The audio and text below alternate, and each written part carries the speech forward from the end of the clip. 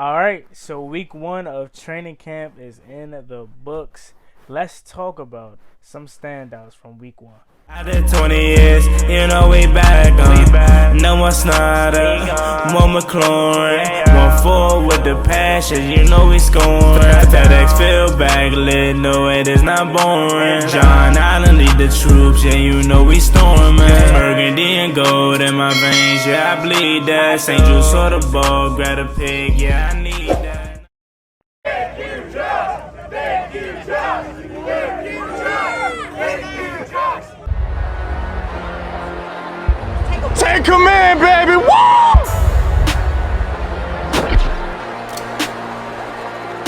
Let's go! Let's go! Put that on Killer Cow, he back to play some football.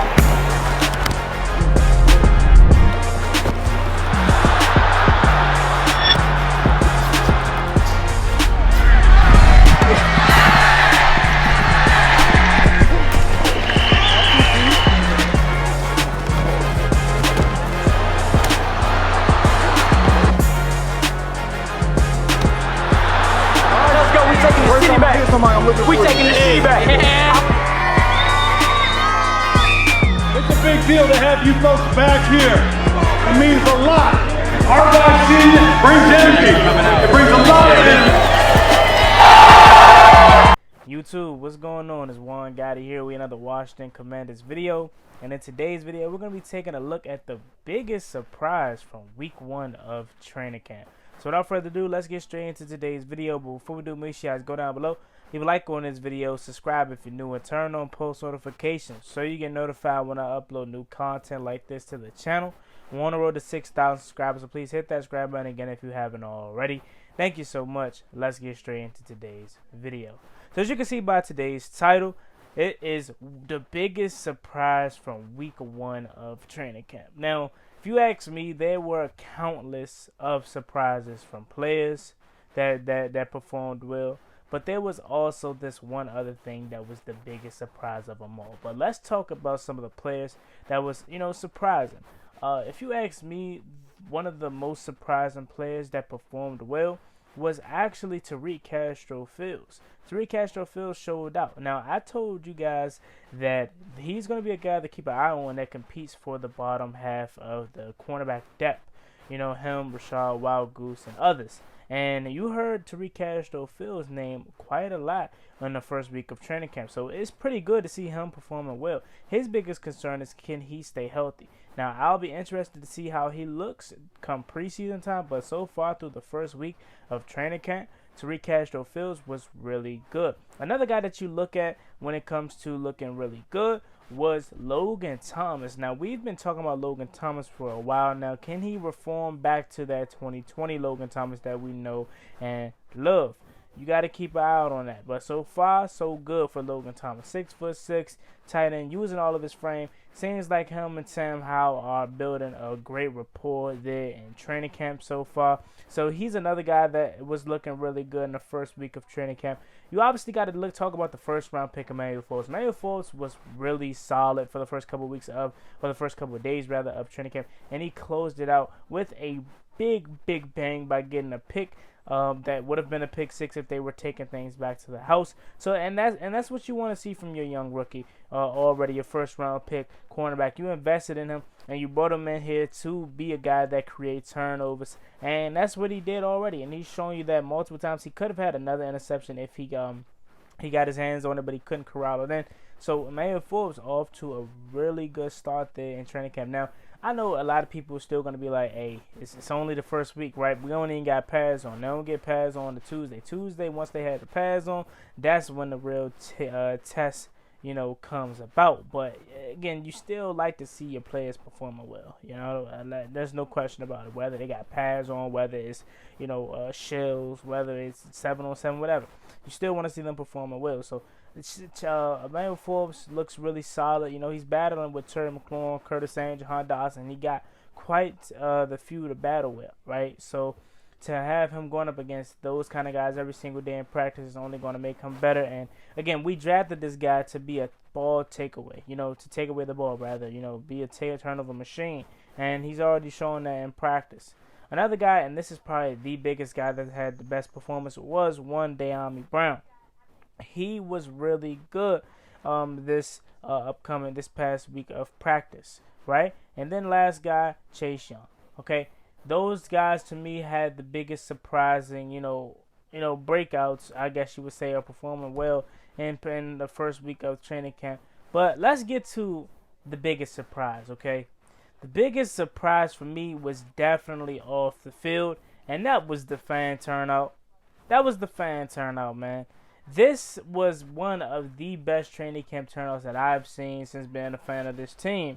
Obviously, under Dan Snyder, fans, they came out to training camp, whether it was in Richmond, whether it was, at the Nova Complex, whatever.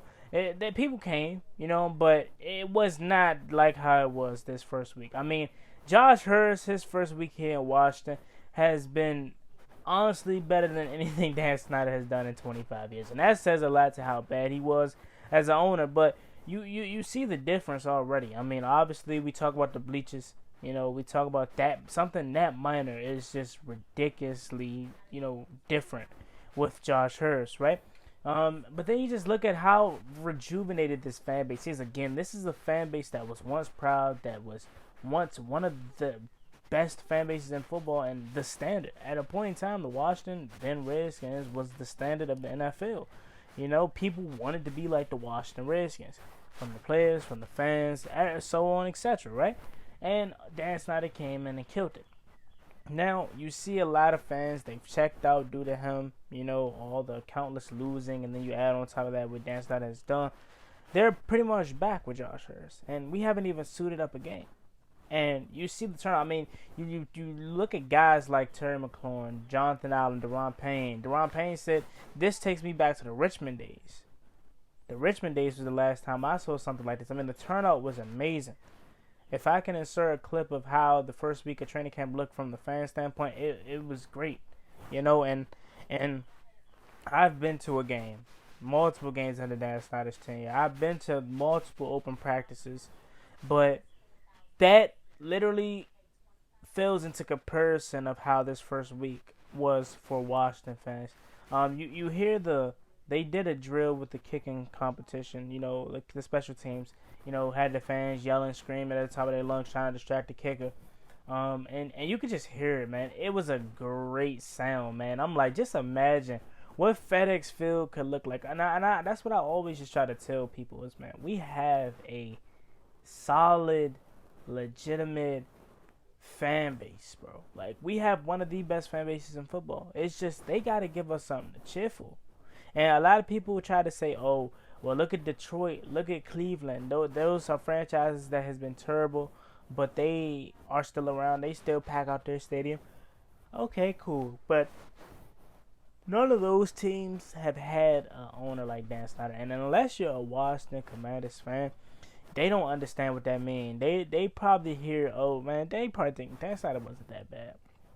But he was terrible. I mean, from the countless coaching firings and hirings and, sticking his nose in the business of draft picks and failure at quarterbacks and, I have to have my way just because I'm on the team. They don't understand how frustrating that is as a fan. And what caused this fan base to melt. Again, this is the Washington Commanders, right? Washington, D.C. is where the team should be, as we're talking about, right? But just think about it. This area is like one of the only teams in the NFL that has 3 different states/cities rooting for it. Like, yeah, the DMV is all one area. Like, let's not act like it's just separate.